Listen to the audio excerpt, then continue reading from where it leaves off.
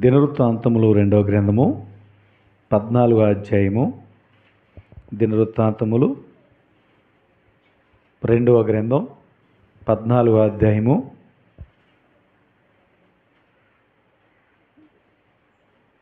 మొదటి వచ్చును అందరూ కలిసి చదువుకుందాం.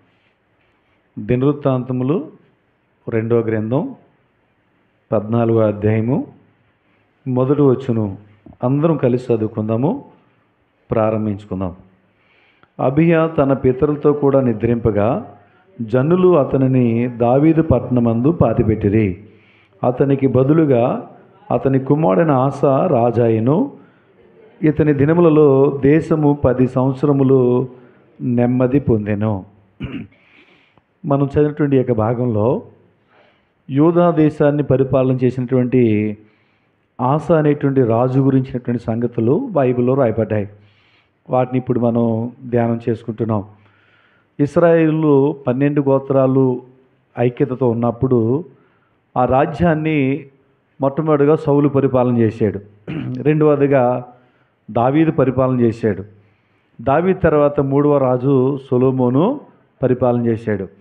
సొలొమోను తర్వాత సొలొమోను కుమారుడైనటువంటి రెహబాము పరిపాలన వచ్చేటప్పటికి ఇశ్రాయేలు దేశము 2 భాగాల కింద విడిపోయింది. ఇప్పుడు 10 గోత్రాల ప్రజల్ని ఇశ్రాయేలీలుగా యెరోబాము పరిపాలన చేస్తున్నాడు. మిగిలిన 2 గోత్రాల ప్రజల్ని యూదా రాజ్యముగా రెహబాము పరిపాలన చేస్తున్నాడు. ఆ విధంగా మరి యూదా రాజ్యాన్ని రెహబాము పరిపాలన ప్రారంభించాడు. రెండవదిగా అబియా పరిపాలన చేశాడు. ఇప్పుడు 3వ రాజు ఎవరంటే ఆస. చెప్పండి ఎవరు? ఆస. అబియా యొక్క కుమారుడే ఆస అనేటువంటి రాజు. అబియా యొక్క కుమారుడు. ఇంకా ఆసారాజు యొక్క తల్లి పేరు ఏంటంటే మయక. చెప్పండి ఏం పేరు? మయక. వీరిరువురికి జన్మించినటువంటి ఆస తాను యూదా దేశాన్ని పరిపాలన చేయడం అనేది ప్రారంభించాడు. ఇప్పుడు ఆస యొక్క జీవితంలో నుండి కొన్ని మంచి లక్షణాలు మనం చూద్దాము. దేవుడు అతనిలో ఉన్న మంచి లక్షణాలను బట్టి అతనికి అతని రాజ్యానికి ఎలాంటి మేళ్లు చేశాడో వాటిని రెండవదిగా ధ్యానం చేసుకుందాం. మూడవదిగా చివరిలో తనలో ఉన్న పొరపాట్లు ఏంటి, ఎలా తప్పిపోయాడో కూడా ఆ విషయాన్ని మనం ధ్యానం చేసుకుందాం. 3 భాగాలుగా ఆస యొక్క జీవితాన్ని మనం ధ్యానం అనేది చేసుకుందాం. 14వ అధ్యాయంలో మొట్టమొదటిగా ఆసా రాజునటువంటి మంచి లక్షణాలను మనం చూడగలిగినట్లయితే 2వ వచనం, ఆస తన దేవుడైన యెహోవా దృష్టికి అనుకూలముగాను యథార్థముగాను నడిచిన వాడై. అతను ఉన్నటువంటి మొట్టమొదటి లక్షణం ఏంటంటే దేవుని దృష్టిలో అనుకూలముగా యథార్థముగా నడిచిన వాడిగా ఉంటూ వస్తూ ఉన్నాడు.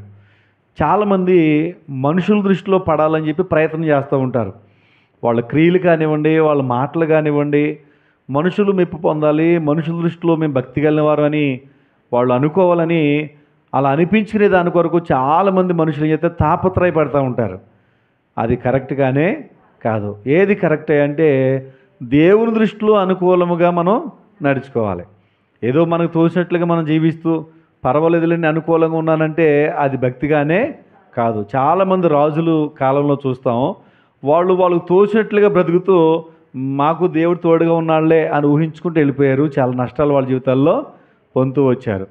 ఆశ అయితే దేవుని దృష్టికి అనుకూలముగా దేవుడు ఎలా కోరుకుంటే అలాగా జీవించాలని చెప్పి దాన్ని తీసుకుని ఆ విధంగా నడుచుకున్న వాడిగా మనం చూడగలుగుతున్నాం. కాబట్టి ఒకసారి మనం పరిశీలన చేసుకుందాం. నిజంగా మన బ్రతుకులో దేవుని దృష్టికి అనుకూలంగా మన ప్రవర్తన ఉందా? ఉదయం లేచిన దగ్గర నుంచి సాయంత్రం వరకు పరిశీలన ఒక్కరోజు పరిశీలన చేసుకుందాం. మన చూపులు ఆయన దృష్టిలో అనుకూలంగా ఉన్నాయా? మన మాటలు ఆయన దృష్టిలో అనుకూలంగా ఉన్నాయా? మన క్రియలు ఆయన దృష్టిలో అనుకూలంగా ఉన్నాయా? మన తోసినంత చేసి చివరిలో అన్నిటిగా దేవుడే ఉన్నాడండి అంటాం. ఇది ఎంతవరకు న్యాయం చెప్పండి?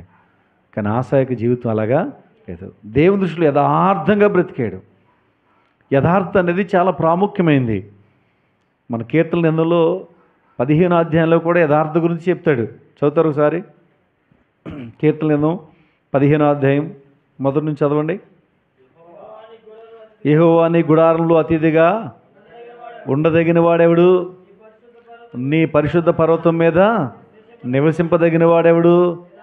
యథార్థమైన ప్రవర్తన కలిగి నీతిని అనుసరించేవాడు. దేవుని సన్నిధికి రాగలిగేవాడెవడు? దేవుని యొక్క రాజ్యములో నివసింపగలిగిన వాడెవడు? అలాంటి యోగ్యత లేకపోతే అలాంటి ధన్యత పొందాలంటే ఎలాంటి అర్హతలు ఉండాలి అని పరిశీలన చేస్తే మన చదువు అర్హత కాదంట. బాగా గ్రహించండి, మన డబ్బు అర్హత కాదు, ఇవి కాదు మన క్వాలిఫికేషను. ఏముండాలంట? యథార్థమైన ప్రవర్తన. ఈ దినాల్లో చాలామంది వాళ్ళకున్న చదువును బట్టి గర్విస్తున్నారు, వాళ్ళకున్న ధనమును బట్టి గర్విస్తూ ఉన్నారు, వాళ్ళకున్న బంగారాన్ని బట్టి గర్విస్తూ ఉన్నారు, వాళ్ళు కలిగి ఉన్న మేడమిద్దులను బట్టి గర్విస్తూ ఉన్నారు. చాలామంది వారికున్న ఉద్యోగాలను బట్టో లేకపోతే వారికి ఏదైతే ఉన్నదో దాన్ని బట్టి గర్విస్తున్నారు. కానీ ఇవి కాదు మన పరలోకం తీసుకెళ్ళేది, యథార్థమైన ప్రవర్తన. ఆశయక జీవితంలో దేవుని దృష్టిలో యథార్థంగా ఉన్నాడండి. కొంతమంది మనుషుల దృష్టిలో యథార్థంగా అనిపించుకోవడానికి ప్రయత్నం చేస్తూ ఉంటారు. మనుషులు అన్నీ చూడలేరు కదా, చూస్తారా? కానీ దేవుడు హృదయాంతరంగాలు ఎరిగినవాడు. కాబట్టి దేవుని దృష్టిలో మనం యథార్థంగా ఉండాలని చూస్తూ ఉన్నాం. ఇది ఆసా అనే రాజులో ఉన్నటువంటి మంచి లక్షణం. రెండవది మనం చూద్దాం. ఇదే దినవృత్తాంతం 2వ గ్రంథం 14వ అధ్యాయం 3వ వచనం చదవండి.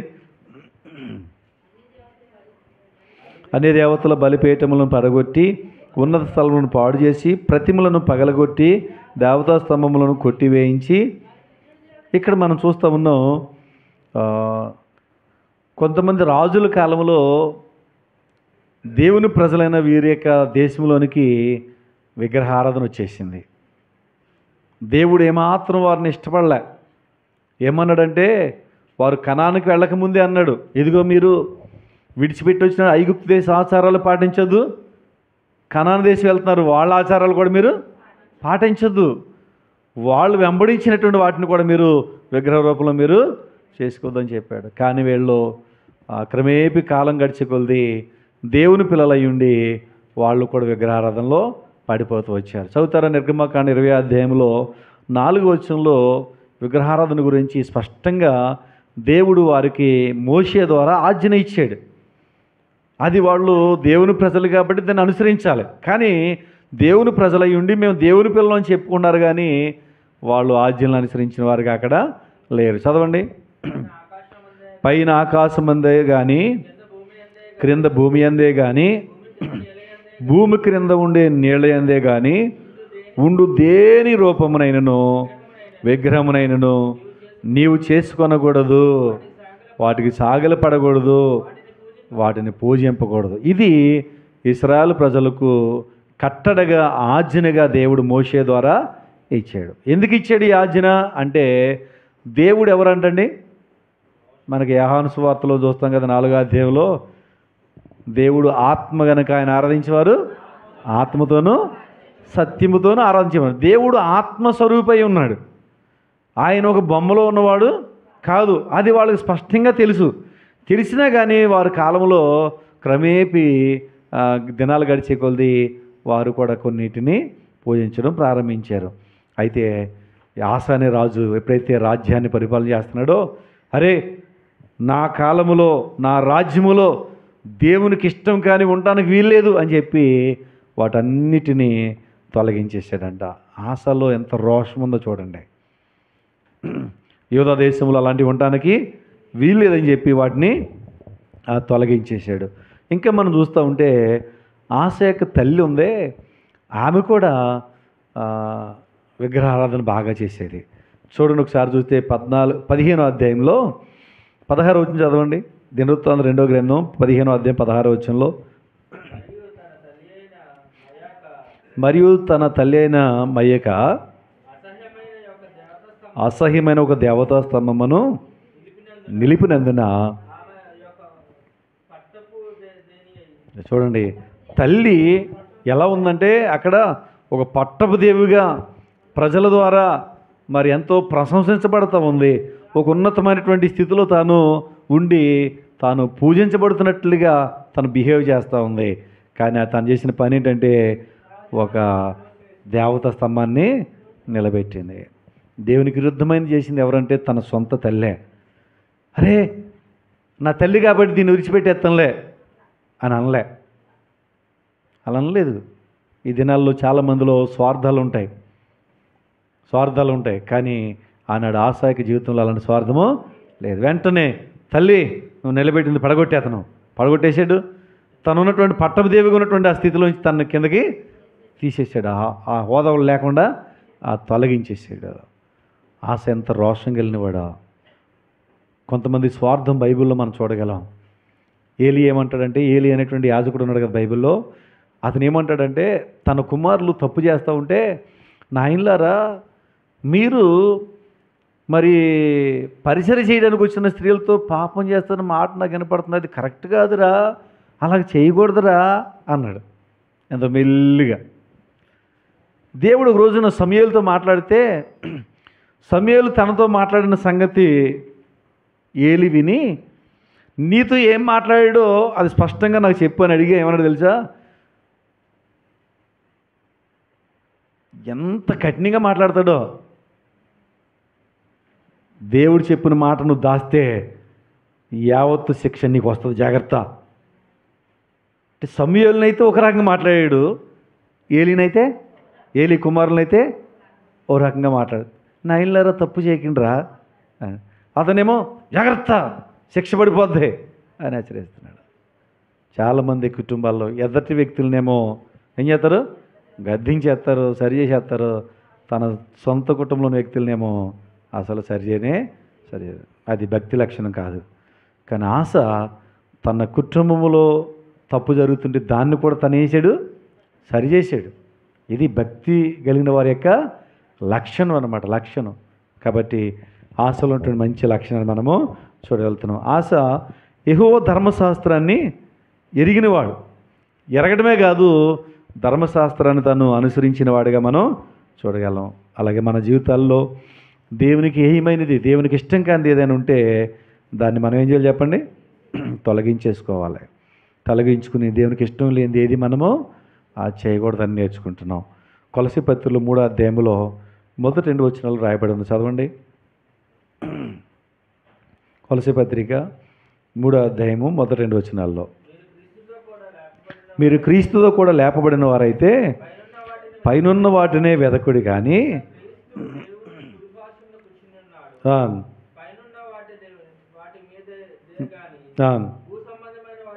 భూ సంబంధమైన వాటి మీద మీరు పైన ఎవరున్నారటండి? ఎవరున్నారు? కాబట్టి దేవుడు ఉన్నాడు, దేవుని రాజ్యం ఉంది. కాబట్టి తండ్రి దేవుడు అక్కడ ఉన్నాడు, మన ప్రభు యేసుక్రీస్తు వారు అక్కడ ఉన్నారు, తర్వాత మన పితరులు పరిశుద్ధులు కూడా అక్కడ ఉన్నారు. కాబట్టి నిత్యము పరలోకములో జీవించుండేటువంటి భాగ్యం ఉంది. కానీ మన మనసు ఎప్పుడు కూడా పరసంబంధమైన వాటి మీదే పెట్టుకోవాలి. నేను కూడా ఒక రోజున అక్కడ చేరతా, అక్కడ దేవునితో పరిశుద్ధులతో ప్రభు యేసుక్రీస్తుతో సంతోషిస్తా అనేటువంటి అపేక్ష కలిగిన వారికి ఉండాలి. కానీ భూ సంబంధమైన వాటి మీద మన మనసు పెట్టుకో. చాలామంది ఆత్మీయతలు ఎదగలేకపోవడం గల కారణం ఏంటంటే వారి మనసు పరసంబంధమైన వాటి మీద లేదు, పైన ఉన్న వాటి మీద లేదు. ఎంతసేపు కూడా భూ సంబంధమైన వాటి మీదే ఉంది. ఎంత సంపాదించిన ఒక రోజున ఇవన్నీ ఏం చేయాలి చెప్పండి? 2 చేతులతో 2 మూటలా కట్టేసి పట్టుకెళ్ళిపోతామండి. పట్టుకెళ్తారనుకుంటా కొంతమంది. అందుకే ఆదివారం కూడా మానేసి తెగ కష్టపడిపోతున్నారు అనుకుంటారు. అంతే, ఎంత సంపాదించినా కానీ ఏం చేయాలంట? విడిచిపెట్టేవాల్సిందే. ఏది మనతో రాదు. కాబట్టి దాన్ని సంపాదించుకుంటే పైన ఉన్న పరలోకాన్ని అక్కడ మనం శాశ్వతం అక్కడ మనం జీవించి ఉంటాం. కాబట్టి ఆశ ఇది ఎరిగి ఉన్నాడు, అందుకే ఆయన బ్రతుకును సరి చేసుకుంటున్నాడు. కానీ మన బ్రతుకులో మనం కూడా పైన వాటి మీద మనం మనసు పెట్టుకునే వారుగా ఉండాలని నేర్చుకుంటున్నాం. ఇక 3వ లక్షణం చూద్దాం. ఆశలో ఉన్నటువంటి 3వ మంచి లక్షణం చూద్దాం. దినవృత్తాంతం 2వ గ్రంథం 14వ అధ్యాయం 4వ వచనం. 14:4 వారి పితరుల దేవుడైన యెహోవాను ఆశ్రయించుటకును ధర్మశాస్త్రమును బట్టి విధిని బట్టి క్రియలు జరిగించుటకును ఏదో వారికి ఆజ్ఞాపించి. ఇక్కడ 4వ వచనంలో ఏం రాయబడిందంటే దేవుడని యెహోవాను ఆశ్రయించుటకు అన్నాడు. అంటే ఆశ చేసినటువంటి మంచి పని ఏంటంటే తన బ్రతుకు కాలంలో దేవుని ఆశ్రయిస్తూ ఉన్నాడు. ఎవరిని ఆశ్రయిస్తాం చెప్పండి? దేవుణ్ణి ఆశ్రయిస్తూ ఉన్నాడు. అంటే దేవుడి మీద ఆధారపడి బతుకుతున్నాడు. నేను రాజును కదా, నేను ఆజ్ఞాపిస్తే ప్రజలందరూ నా మాట వినాలి కదా, సైన్యం నా చేతిలో ఉంది, అంత నా అధీనంలో ఉంది అని అనుకున్నవాడు కాదండి. బబులోను దేశంలో అలాగ అనుకుని రాజుగారే ఒక పెద్ద ప్రతిమ నిలబెట్టేసి దీనికే సాగులు పడండి, ఎవరు ఏ దేవుడికి నమస్కారం చేయడానికి వీల్లేదనే ఆజ్ఞను కూడా తీసుకొచ్చాడు. మనసును గర్వించిన వాడే ప్రజలు ఇచ్చిన ఆలోచనలు, దురాలోచనలు తను నమ్మి అందరూ కూడా ననకే ప్రార్థన చేయాలి, నన్నే అడగాలి తప్ప ఎవరు దేవుడికి ప్రార్థన చేయకూడదని అనుకున్నట్టు రాజులు కూడా బైబిల్లో ఉన్నారు. కానీ ఆసా మాత్రం అలా తను అనుకోలే. తను దేవుడి మీద ఆధారపడ్డాడు, దేవుడిని ఆశ్రయించాడు. కానీ మన బ్రతుకాలంలో ప్రతి పనికి, ప్రతి విషయంలో ఎవరి మీద ఆధారపడాలి చెప్పండి? దేవుడి మీదే ఆధారపడాలి. కొంతమంది తారీఖుల మీద ఆధారపడతారు. దీని మీద తారీఖులు, తారీఖు కింద ఏముంది? దశమి ఉందా, ఏకాదశి ఉందా అని. ప్రతిరోజు దేవుడు చేసిందే. ఏమంటే ప్రతిరోజు దేవుడు చేసిందే. ప్రతిరోజు 24 గంటల సమయం మనకు దేవుడు ఇస్తూ ఉన్నాడు.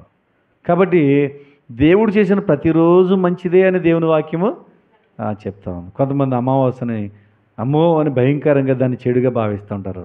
కొంతమంది అమావాస్యకు మించినటువంటి మంచిది లేదని అప్పుడే కొన్ని ముహూర్తాలు వాళ్ళు పెట్టుకుంటూ ఉంటారు. కానీ వాక్యం చెప్తుంది ప్రతిరోజు దేవుడు మనకి ఇచ్చాడు, దాన్ని మంచిగా దేవుడు చూశాడు. దేవుడు మంచిదంటే నువ్వు చెడ్డది అని అనడానికి మనకి ఏ అధికారం చెప్పండి? మనం చేసామా? సృష్టి లేదని మనం చేయగలిగామా? మనల్నే దేవుడు చేశాడు కదా. కాబట్టి మన బ్రతుకాలం అంతట్లో మనం ఎవరి మీద ఆధారపడాలి చెప్పండి? క్యాలెండర్ మీద, దేవుడి మీద మనం ఆధారపడాలి. మనుషుల మీద కాదు. ఎవరి మీద కాదు? మనుషుల మీద కాదు, క్యాలెండర్ మీద కాదు. మన బ్రతుకాలం అంతట్లో మనం దేవుడి మీద మనం ఆధారపడాలని నేర్చుకున్నాం. 14 వచనంలో తను ఆధారపడినట్టు గుర్తేంటయ్యా అంటే తన కష్టకాలం వచ్చింది. ఆ కష్టకాలంలో ఆశయం చేస్తున్నాడు, తన దేవుడైన యెహోవాకు మొరపెట్టి విస్తారమైన సైన్యం వచ్చేసిందట యుద్ధానికి. విస్తారమైనటువంటి జనము, సైన్యము వారి మీదకి యుద్ధానికి వచ్చేసింది. యుద్ధానికి వచ్చేస్తే ఏం చేయాలి? ఇప్పుడు సైన్యాన్ని చక్కపరిచిన యుద్ధానికి వెళ్ళాలి. కానీ ఇప్పుడు ఏం చేస్తాను తెలుసా? అయ్యా, బలం లేని వారికి బలం ఇచ్చేవాడు నీవే కదా. విస్తారమైన సైన్యం చేతులు ఓడిపోకుండా అయ్యా బలం లేని మాకు సహాయం చేయనైనా, నీకన్నా బలం లేని వారికి సహాయం చేసేవారు ఈ లోకలు ఎవరు లేరు. దేవా, మేము నిన్ను నమ్ముకున్నాం నాయనా, మాకు సహాయం చేయ ప్రభువా అని దేవుని సన్నిధిలో ప్రార్థన చేశాడు. ఇది దేవుని మీద ఆధారపడడం అంటే. మన కష్టకాలంలో, మన శ్రమల్లో, మన కొన్ని ఇబ్బందుల్లో మరి మనుషుల మీద కాక దేవుడి మీద ఏ విధంగా మనం ప్రార్థనాపూర్వకంగా మనం ఆధారపడాలి. అప్పుడు దేవుడు ఇచ్చాడు, అతని ప్రార్థన విని దేవుడు సహాయం చేసి యుద్ధంలో విజయము ఇచ్చాడు. 14 జయము 7వ వచనం కూడా చదవండి ఒకసారి. అతడు యూదా వారికి ఎలాగూ ప్రకటన చేశాను, మన దేవుడైన యెహోవాను మనము ఆశ్రయించినందున ఆయన మన చుట్టూ నెమ్మదిని కలగజేశాను. కాబట్టి మనం చూస్తూ ఉన్నాం, యెహోవాను ఆశ్రయించడం ద్వారా వారి చుట్టూ వారికి నెమ్మదిని దేవుడు ఇస్తూ ఉన్నాడు. కాబట్టి మనం దేవుని మీద ఆధారపడితే, దేవుని కనుక మనం ఆశ్రయిస్తే దేవుడు మన చుట్టూ ఏమిస్తాడని చెప్పండి? నెమ్మదినిస్తాడు, క్షేమమునిస్తాడు, సమాధానమునిస్తాడు.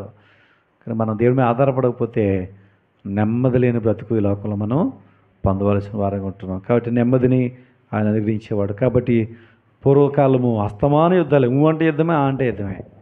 ఇప్పుడంటే అప్పుడప్పుడు వస్తుంది, కొన్ని దేశాలకు వస్తున్నాయి. ఇక అప్పుడు అలా కాదు, ఈ దేశం మీద ఆ దేశం, ఆ దేశం మీద ఈ దేశం, అలాగే అస్తమాన యుద్ధాలే.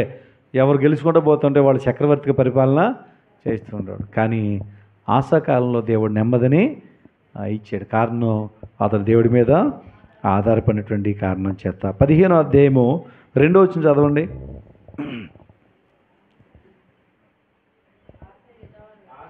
ఆసా, యూదావారులారా, బెన్యామీనీయులారా, మీరందరూ నా మాట వినుడి. మీరు యెహోవా పక్షపు వారైన ఎడల ఆయన మీ పక్షమున ఉండును. మీరు ఆయన యొద్ద విచారణ చేసిన ఎడల ఆయన మీకు ప్రత్యక్షమగును. మీరు ఆయనను విసర్జించిన ఎడల ఆయన మిమ్మును విసర్జించును. చక్కని మాట అండి ఇక్కడ. ఏం రాయబడిందంటే అజరి అనేటువంటి భక్తుడు వారికి ప్రకటన చేస్తూ ఉన్నాడు. ఆసాకుని యోధాకు కూడా ప్రకటన చేస్తూ ఉన్నాడు. ఏంటి ఆ ప్రకటన అంటే, మీరందరూ దేవుడి మాట వినండి అంటున్నాడు. ఎవరి మాట వినాలి చెప్పండి? వినాలంటారా నిజంగా? చెప్పండి, వింటున్నారా? వింటున్నారా నిజంగా? వింటే ఇన్ని సమస్యలు ఎందుకు వస్తాయి?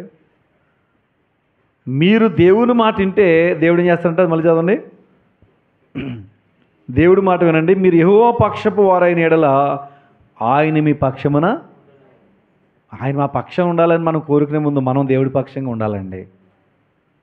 ఆయన మా దగ్గరికి వచ్చి ఆయన మాకు మేలు చేయాలనుకున్నప్పుడు మనం ముందు ఆయన దగ్గరికి రావాలండి. ఇది చెయ్యం, కానీ ఆయనే రావాలి, ఆయనే మన పక్షంగా ఉండాలి, ఆయనే మనకు సహాయము చేయాలనుకుంటాం. దేవుడు మాట వింటే మన బ్రతుకాలంలో ఎన్ని సమస్యలు ఉండవు. అందుకే యెషయా గ్రంథంలో అంటాడు, ఆకాశము ఆలకించుము, భూమి చెవియొగ్గుము, నేను పిల్లల్ని కని వారిని పెద్దవారినిగా చేశాను, కానీ వాళ్ళు ఇప్పుడు ఏం చేశారు, నా మీద తిరగబడ్డారు అని చెప్తా ఉన్నాడు. దేవుని పిల్లలు అయి ఉండి దేవుని మాట వారు వినలేదంట. అందుకే దేవుడు ఆకాశానికి భూమికి చెప్తూ ఉన్నాడు, రేపు పొద్దున ఇవే సాక్ష్యం అనమాట ప్రజల మీద తీర్పు తీరుస్తున్నప్పుడు. ఇక్కడ దేవుడి మాట వింటే ఎంతో మేలు. ఇర్మియా గ్రంథంలో రాయబడి ఉంటుంది, 22వ అధ్యాయం 29వ వచనంలో చివరి లైన్లో ఉంటుంది, దేశమా దేశమా యెహోవా మాట వినుము. 3 సార్లు ఉందా మాట చదవండి. దేశమా దేశమా దేశమా యెహోవా మాట వినుము అంటే ఏం చెప్తా ఉన్నాడు దేవుడు అంటే, దేశమా ఇన్ని శ్రమలు పడతా ఉన్నావే, దేశంలో నెమ్మది లేకుండా ఉంది, దేశంలో ప్రజలకు క్షేమం లేకుండా ఉంది, దేశంలో ప్రజలకు కరువులు వచ్చేసినాయి, దేశంలో ప్రజలకు భద్రత లేదే, ఇన్ని ఇబ్బందులు పడతా ఉన్నారే, ఇప్పుడైనా దేవుడి మాట వినండి అని చెప్తా ఉన్నాడు. ఆనాడు యోధా వారు దేవుని మాట వారు వినలేదు ఆ కాలాల్లో. అందుకే వారిని దేవుడు బబులోని చెరకు పంపించేశాడు. కానీ దేవుని మాట వింటే ఎంత మేలు మన జీవితాలు మనము పొందగలము. ఇర్మియా గ్రంథం 12వ అధ్యాయం 12వ వచనంలో రాయబడి ఉంటుంది, వారు దేవుని మాట వినడం వల్ల, అక్కడ రాయబడిన మాట మనం చూస్తున్న చివరిలో, శరీరులకు క్షేమమేదియు లేదు. దేవుడి మాట వినకపోతే ఏముండదంటండి, సమస్త శరీరులకు క్షేమము లేకుండా పోయింది, భద్రత లేకుండా పోయింది. కాబట్టి దేశంలో ఉన్న ప్రజలందరూ ఎప్పుడైతే దేవుడి మాట వింటారో దేశం ఎంతో సుభిక్షంగా ఉంటుంది, దేశం ఎంతో క్షేమంతో నింపబడేదిగా ఉంటుంది. కాబట్టి దేవుడి మాట వినందువల్లే ఏ దేశంలో చూడండి మనుషులకు శ్రమలే వస్తూ ఉన్నాయి. ఈ మధ్యకాలంలోనే అమెరికాలో లాస్ ఏంజల్స్లోనైనా చూస్తాం, వాళ్ళు దేవుడి మాట వినకుండా గర్వించి ఆ దేవుడే లేడనంటే వారు మాట్లాడి వాళ్ళు చేసినటువంటి పనికి దేవుడి ఉగ్రత వచ్చి మొత్తం ఆ లాస్ ఏంజల్స్ అంతా కాలిపోయింది. ఒక ఇల్లు చూపించారు మనకు వీడియోల్లో, దేవుడు నమ్ముకున్నటువంటి భక్తి కలిగినటువంటి వారి కుటుంబం, ఇంటి చుట్టూరు అన్నీ తగలడిపోయినాయి, అదొకటి మాత్రం తగలబడలే. చూడండి, దేవుడి మాట విననందువల్ల, దేవుడు ఎవరని గర్వించి మాట్లాడిన మాటల వల్ల వాళ్ళ జీవితాల్లో నష్టాన్ని వాళ్ళు తెచ్చుకున్నారు. కాబట్టి శరీరంలో క్షేమం అనేదే లేదు అన్నాడు. ఇవాళ ఏది చూసినా సరే ఏమండి బాధలే కనపడుతున్నాయి, నెమ్మదిలే కనపడుతున్నాయి. వార్తలు పెట్టుకుంటే చాలు, నిన్న మొన్న వార్తలు వింటే భర్త చేసాడంటే భార్యని కోసేసి చంపేసి కుక్కర్లో ఉడకబెట్టేశాడంట. ఏంటి బాధలు? ఏ వార్తలు విన్నా సరే మంచి సంతోషాన్ని కలిగించే వార్త ఒకటి కూడా లేదు. కిడ్నాప్లని, హత్యలని, ఇలాంటివే మనం వింటూ ఉన్నాం. కారణం ఏంటంటే ఎవరు దేవుడి మాట వినట్లేదు. దేవుడి మాటని నీతిగా నడుచుకుంటే దేవుడు చూస్తూ ఉన్నాడు, నా క్రియలకు దేవుడు ప్రతిఫలం ఇస్తాడని చెప్పి ఎవరి కాళ్ళే దేవుని దృష్టి యథార్థపరులుగా జీవించగలిగితే అసలు ఒక కేసు అనేదే భూమి మీద ఉండదు. కానీ అలా దేవుడి మాట వినందువల్లే ఈ రోజున అనేకమైన శ్రమలు మనుషులు అనుభవిస్తూ ఉన్నారు. కాబట్టి భద్రత లేని, క్షేమము లేనటువంటి పరిస్థితుల్లో ఉన్నామని చూస్తూ ఉన్నాం. చూడండి, యెషయా గ్రంథం 48వ అధ్యాయం 18 చదవండి. యెషయా గ్రంథం 48వ అధ్యాయం 18 వచనం, నీవు నా ఆజ్ఞలను ఆలకింపవలనని నేను ఎంతో కోరుచున్నాను.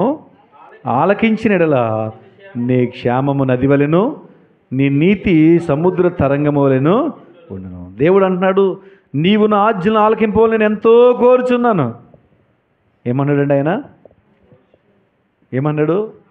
ఆయన కోరేది ఏంటి తెలుసా? మనుషులుగా మనమైతే చాలా కోరికలు కోరుతాం. బంగారం ఇవ్వు ప్రభువా, డబ్బు ఇవ్వు ప్రభువా, ఆరోగ్యం ఇవ్వు ప్రభువా, పిల్లలకు పెళ్ళి అవ్వాలి ప్రభువా, పెళ్ళి అయ్యారు కానీ ఇంకా పిల్లలు పుట్టలేదు ప్రభువా, పిల్లలు పుట్టారు కానీ వాళ్ళు చదువులు ప్రభువా, వాళ్ళు స్థిరపడాలి ప్రభువా, ఇల్లు కావాలి ప్రభువా, ఎన్ని కోరికలు కోరుతాం మనం. కానీ దేవుడు నీ నుండి నా నుండి ఏం కోరుతాడో తెలుసా? మన నుండి ఆయన వెండి బంగారాలు కోరతలే. ఏమని తెలుసా? నా కుమారుడా, నా కుమార్తె, నా మాట విను, నా ఆజ్ఞను ఆలకించు. దేవుడు మాట అంటే ఏం కలుగుద్ది? ఏమన్నాడు అక్కడ? ఏమన్నాడండి? ఆలకించినలా నీ క్షేమం నది వలె ఎలా ఉంటుందంటండి? నది వలె ఉంటుందంటండి. నది చూడండి ఏం చేస్తూ ఉంటుంది?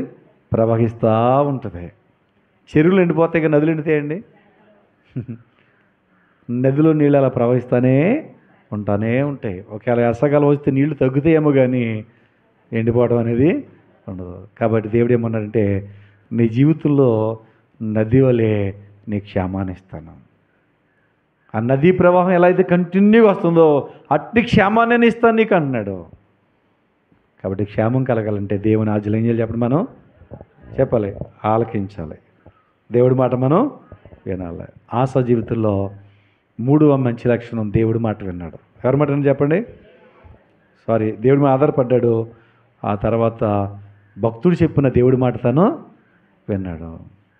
ఇక్కడ మన జీవితాల్లో దేవుని మీద ఆధారపడిన వారుగాను, దేవుని వాక్యాన్ని దేవుడు తన దాసుల ద్వారా మనతో మాట్లాడుతున్నప్పుడు దేవుడి మాట వినేవారుగా మనం ఉంటే దేవుడు మన జీవితాల కార్యాలు నువ్వు చెప్పేది అని అంటే ఏ మేలు పొందాం.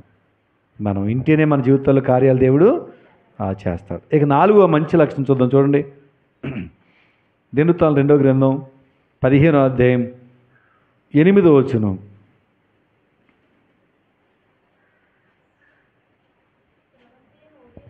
ప్రవక్త అయిన ఓదేదు ప్రవచించిన ఈ మాటలు ఆశ వినినప్పుడు అతడు ధైర్యం తెచ్చుకొని యోధా బెన్యామినీల దేశమంతటి నుండి, ఎఫ్రాయిము మన్యములో తాను పట్టుకున్న పట్టణముల నుండి హేయములైన విగ్రహములన్నిటిని తీసివేసి యెహోవా మండపము ఎదుటి నుండి యెహోవా బలిపీఠమును మరలా కట్టించి. ఇప్పుడు 11వ వచనం కూడా చదవండి.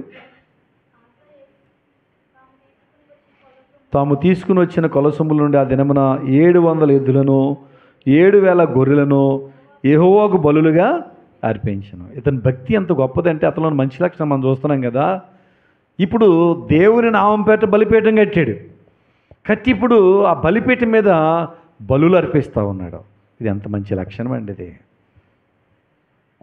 కాబట్టి మనం కూడా దేవుని పిల్లలుగా ఇప్పుడేం మనం రాతితో మంటి బలిపీఠాలు కట్టవసరం లేదు, కానీ విరిగిన హృదయంతో దేవుని మనం సేవించేవారుగా ఉండాలి. మన హృదయం అనే బలిపీఠాన్ని మనం కట్టుకున్న వారుగా మనం ఉండాలి. ఈ భక్తిని దేవుడు మన నుండి కోరుతూ ఉన్నాడు. కాబట్టి అతడు దేవుని మాటను బట్టి ధైర్యం తెచ్చుకున్నాడంట. ఇదంత మంచి సంగతి చూడండి. ఒక్కోసారి మనం కృంగిపోతూ ఉంటాం. ఒక్కోసారి కొన్ని మాట్లాడినప్పుడు నిరాశ వచ్చేస్తూ ఉంటుంది. మనం ఏం చేయాలంటే మనుషుల మాటను బట్టి మనం కృంగిపోక దేవుని మాటను బట్టి మన ధైర్యము తెచ్చుకోవాలి. దేవుని స్వరము ధైర్యాన్ని ఇస్తుంది. దేవుని స్వరం మనల్ని నిలబెడుతుంది. దేవుని మాటలో శక్తి ఉంది. కాబట్టి మనం అలాగా దేవుని మాటను బట్టి ధైర్యం తెచ్చుకుని దేవునికి ఇష్టం లేని వాటిని తొలగించి మనం కూడా హృదయం అనేటువంటి బలిపీఠాన్ని కట్టుకున్న వారికి మనం ఉండాలని నేర్చుకుంటున్నాం. ఇలా చేసినందువల్ల మనం చూస్తే 15వ అధ్యాయం 19వ వచనంలో చూస్తే ఆస ఏలుబడి యందు 35వ సంవత్సరం వరకు యుద్ధములు, తన ఏలుబడిలో 35వ సంవత్సరం వరకు యుద్ధములు జరగలే. ఎంత దేవుడు కార్యాలు చేశాడండి, ఎంత కార్యాలు చేశాడు. ఇప్పుడు 15వ అధ్యాయం 15వ వచనం కూడా చదవండి. ఇలాగూ ప్రమాణం చేయబడగా యూదావారందరూ సంతోషించిరి. ఇలాగూ ప్రమాణం చేయబడగా యూదావారందరూ సంతోషించిరి. వారు పూర్ణ హృదయంతో ప్రమాణం చేసి పూర్ణ మనసుతో ఆయనను వెదకి ఉండిరి గనుక యెహోవా వారికి ప్రత్యక్షమై చుట్టూనున్న ఆ దేశస్థులతో యుద్ధములు లేకుండా వారికి నెమ్మదిని కలగజేసను. ఎంత గొప్ప సంగతి అండి. ఎవరైతే ఇలాంటి మంచి లక్షణాలు వారి జీవితాల్లో కలిగి ఉంటారో దేవుడు వారి జీవితాల్లో కార్యాలు చేస్తాడు. 4 మంచి లక్షణాలు మనం ఆశలో మనం చూసాం.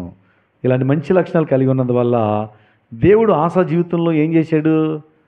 14-6 చూస్తూ ఉంటే ఏం రాయబడిందండి అక్కడ?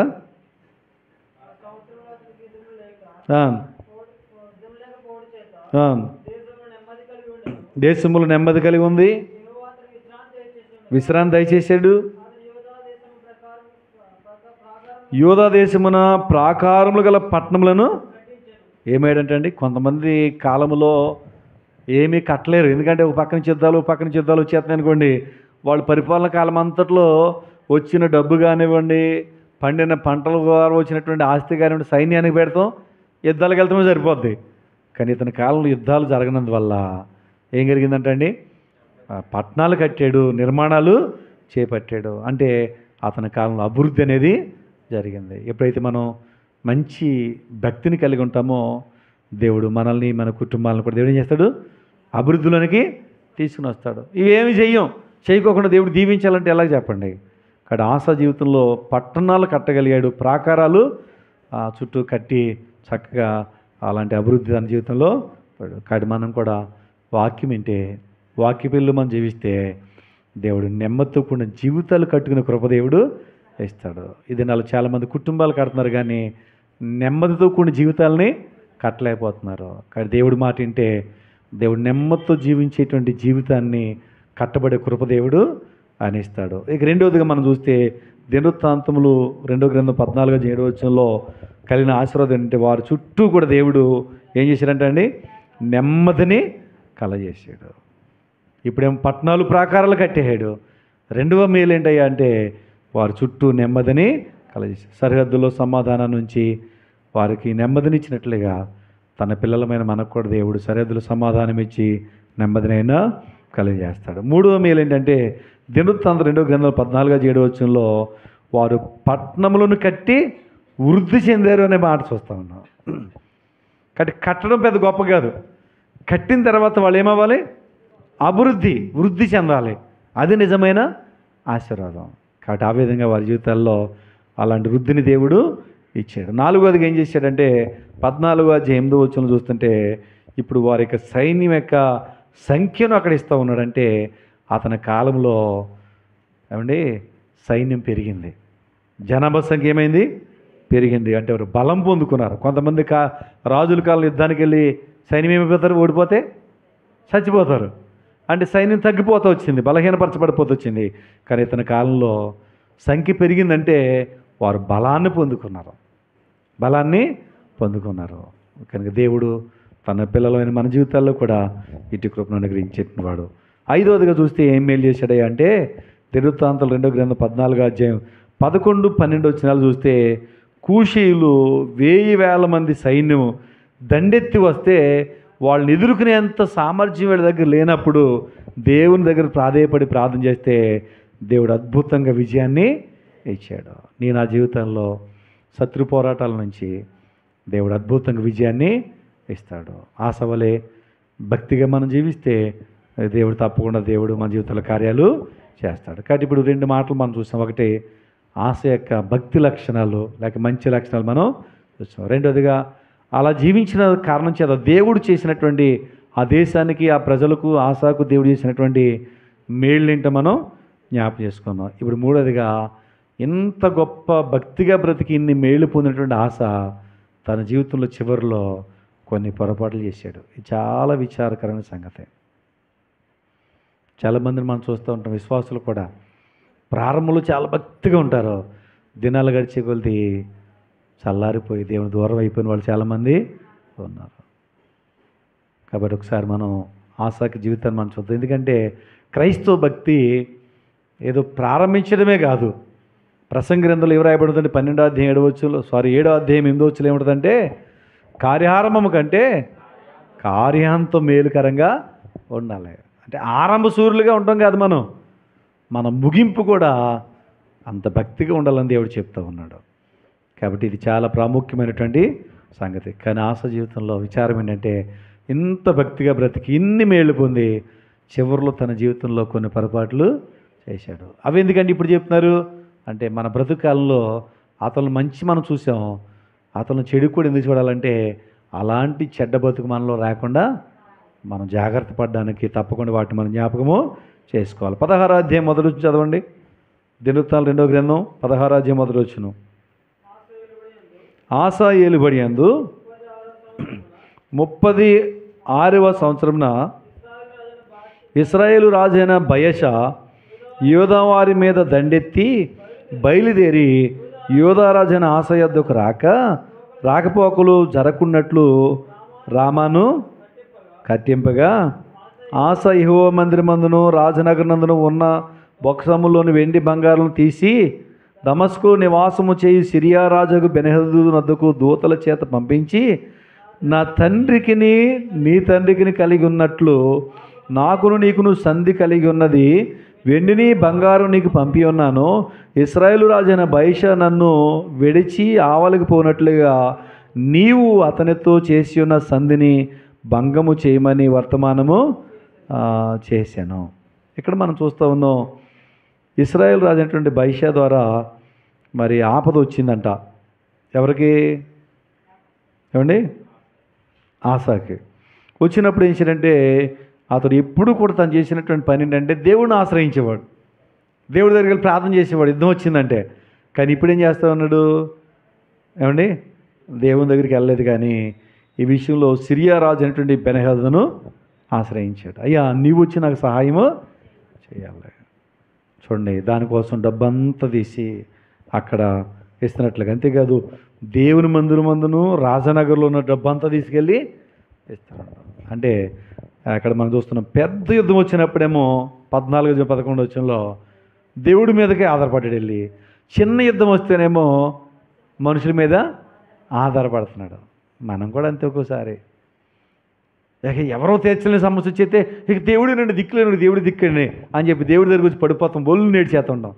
చిన్న చిన్న సమస్యలు వస్తే నా తెలివితేటలతో నేను పరిష్కరించుకుంటా, లేకపోతే వీళ్ళని అడుగుతా, లేకపోతే వాళ్ళని అడుగుతా, వాళ్ళ మీద ఆధారపడతా అంటాం.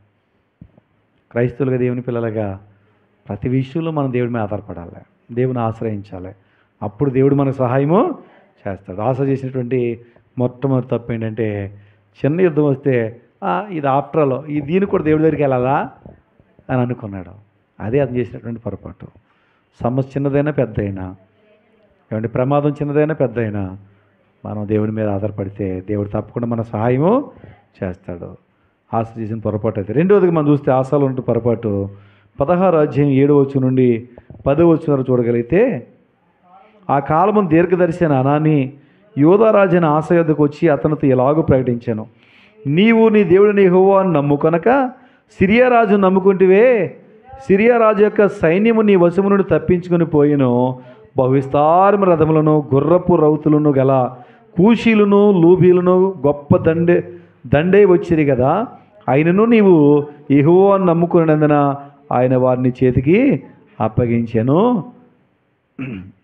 ఇంకా చదువుతూ ఉంటే, ఈ విషయమందు 9వ వచనంలో, ఈ విషయమందు నీవు మతి తప్పి ప్రవర్తించేది గనుక ఇది మొదలుకొని నీకు యుద్ధములే కలుగును అన్న. నువ్వు చేసినటువంటి ఈ పొరపాటుకి ఏం జరుగుతుందో తెలుసా? ఇది మతి తప్పి నువ్వు ప్రవర్తించావు.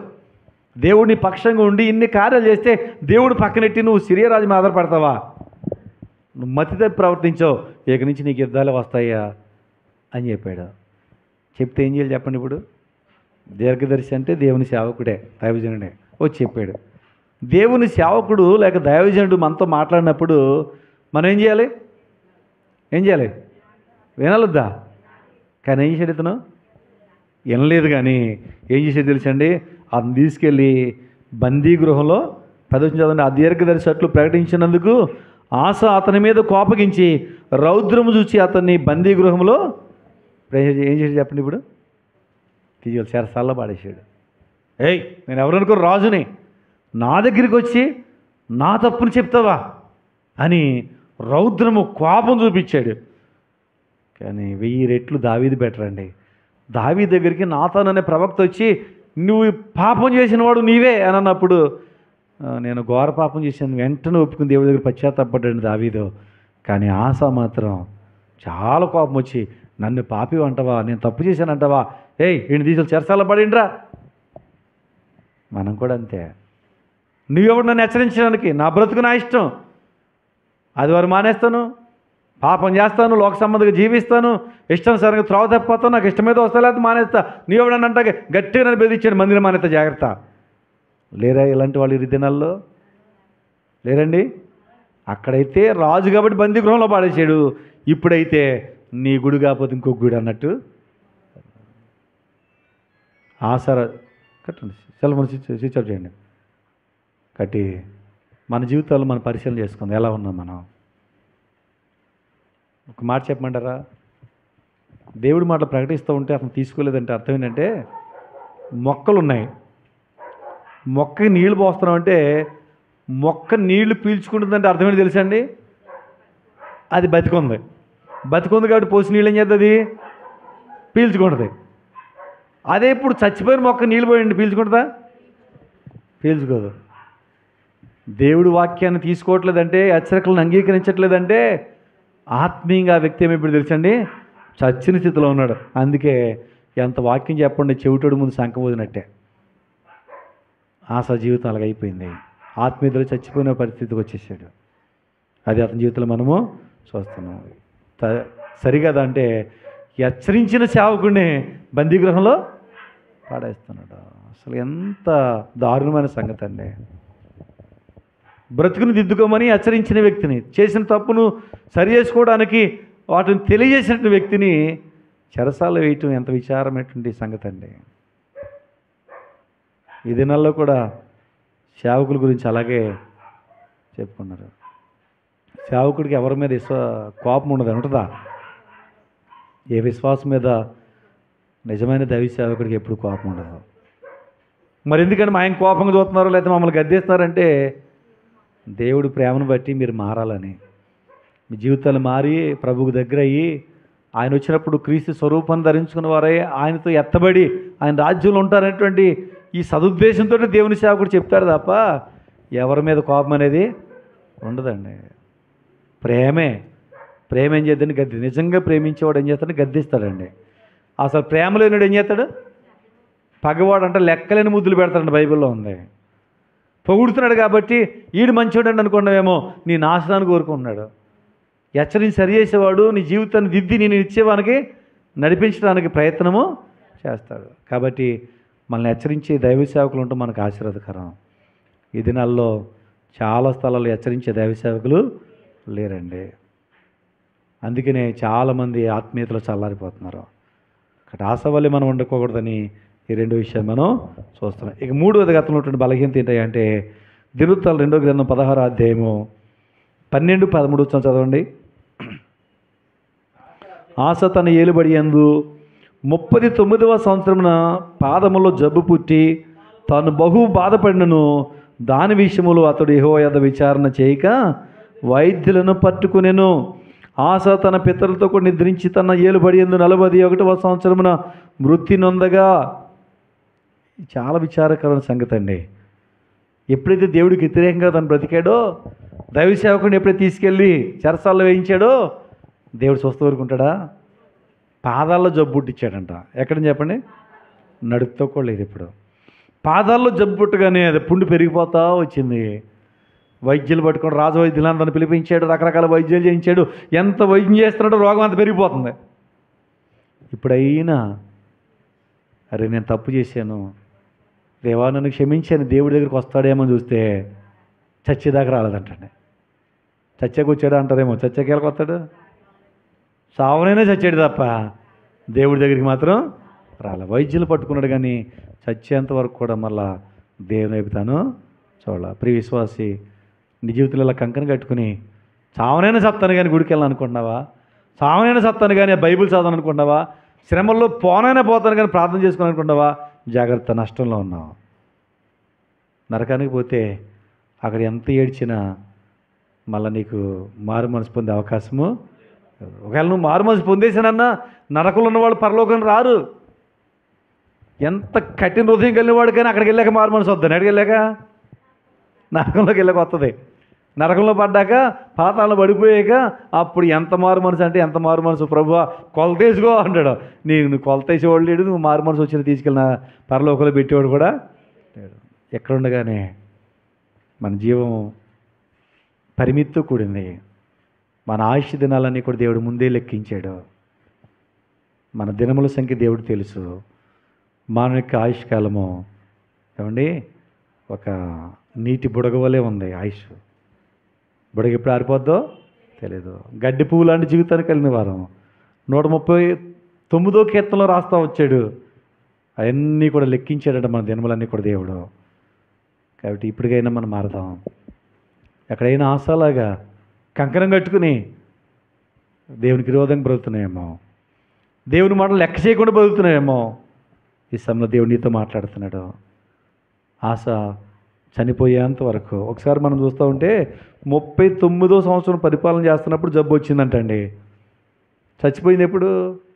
41వ సంవత్సరం పరిపాలన వచ్చేసరికి చచ్చిపోయాడంట. సుమారు 2 సంవత్సరాల పైనే అండి. పాదాలు జబ్బు పుడితే 2 సంవత్సరాల పైనే బాధపడతా మూలుగుతూ ఉన్నాడు తప్ప ప్రభువా నన్ను క్షమించని అడగలేకపోయాడు. ఎంత దౌర్భాగ్యమైన సంగతో. ఇంత మంచిగా బ్రతికి, ఇంత భక్తి లక్షణాలు కలిగి, ఇన్ని ఆశీర్వాదాలు పొంది చివరిలో తప్పిపోతే ఏమైనా ఉపయోగం ఉందా? ఉపయోగం లేదండి. ఇక్కడ పరిశీలన చేసుకుందాం. దేవుడు మనకు సమయం ఇవ్వగానే మన జీవితకాలంలో ఇన్ని అవకాశాలు దేవుడు ఇస్తున్నాడు. వాక్యం ద్వారా మనతో మాట్లాడుతున్నాడు. ఈ సమయంలో మనం పరీక్షించుకుందాం.